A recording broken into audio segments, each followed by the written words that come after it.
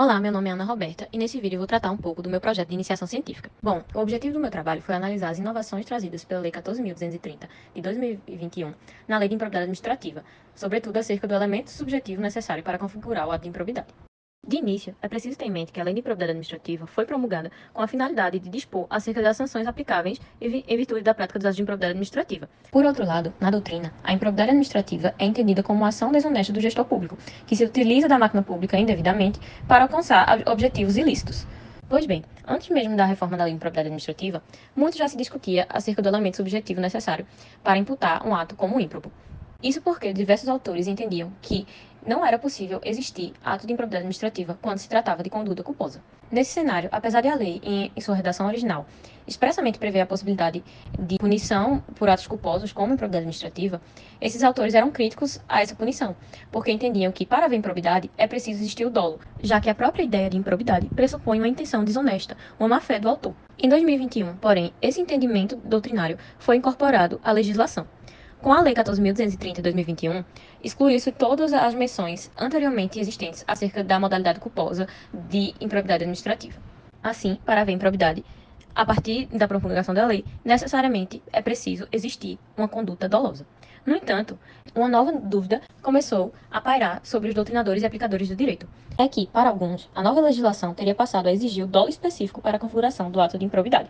Diante disso, o presente projeto se dispôs a verificar se, de fato, a nova redação da Lei de Improbidade Administrativa passou a exigir o dolo em sua modalidade específica para a configuração de todos os atos de improbidade administrativa. Quanto à metodologia, o trabalho possui um viés exploratório, justamente por tentar identificar a modalidade de dolo presente na Lei de Improbidade Administrativa após a sua reforma. De início, foi iniciado um estudo analisando as alterações na Lei de Improbidade Administrativa, comparando o texto anterior à reforma com o texto reformado. E, além disso, foi pesquisado na doutrina os conceitos de dolo, dolo específico, dolo genérico, culpa, para verificar se aqueles conceitos, de fato, foram abarcados na nova legislação. Pois bem, a partir desses estudos, verificou-se que são os três os dispositivos na Lei de Improbidade Administrativa Reformada que tratam do dolo. O parágrafo 1º do artigo 1º, ele simplesmente afastou a modalidade culposa, destacando que é preciso que as condutas sejam dolosas para que possam ser consideradas como improbidade administrativa.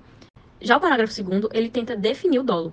E ele faz como a vontade livre e consciente de alcançar o resultado ilícito. E ele destaca que não basta a voluntariedade do agente. Por fim, o parágrafo 1º do artigo 11 destaca que somente há ato de improbidade quando o agente teve a finalidade de obter o proveito ou benefício indevido para si ou para outrem diante de sua conduta. A partir desses dispositivos e pautado na doutrina acerca do dolo genérico e específico, percebeu-se que a Lei de Improbidade Administrativa reformada não estabeleceu uma exigência indiscriminada de dolo específico. Isso porque as disposições que tratam de dolo são disposições estranhas ao próprio tipo da improbidade administrativa, já que os tipos de improbidade estão no artigo 9º, 10º e 11º e seus incisos. No entanto, para a doutrina penal, somente há dolo específico em um tipo quando a prática do ato ilícito é direcionada a alcançar um fim especial. Mas esse fim especial, ele precisa estar explícito no tipo legal que tipifica o ato. Portanto, para dizer se a lei de improbidade administrativa exige dolo específico para certo ato, é preciso olhar para o artigo 9º, 10º e 11º em seus incisos, onde estão discriminados os atos que são considerados ímprobos.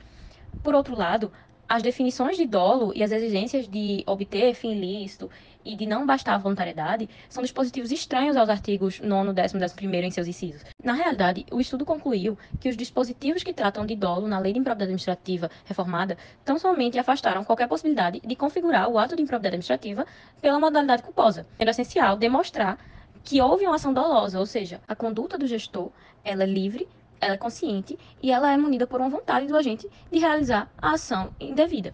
Esta, por sua vez, que está prevista na Lei de Improbidade como conduta ímproba. Apesar disso, durante o presente estudo, foi verificado que diversos tribunais têm afirmado em decisões judiciais que a reforma na Lei de Improbidade Administrativa instituiu a necessidade de dolo específico. Porém, os tribunais têm utilizado esse termo de forma indevida, pois sequer definem na própria decisão o que seria esse dolo específico. No entanto, como já foi dito, as alterações na Lei de Improbidade Administrativa não foram capazes de passar a exigir a todos os atos de improbidade o dolo específico para sua configuração.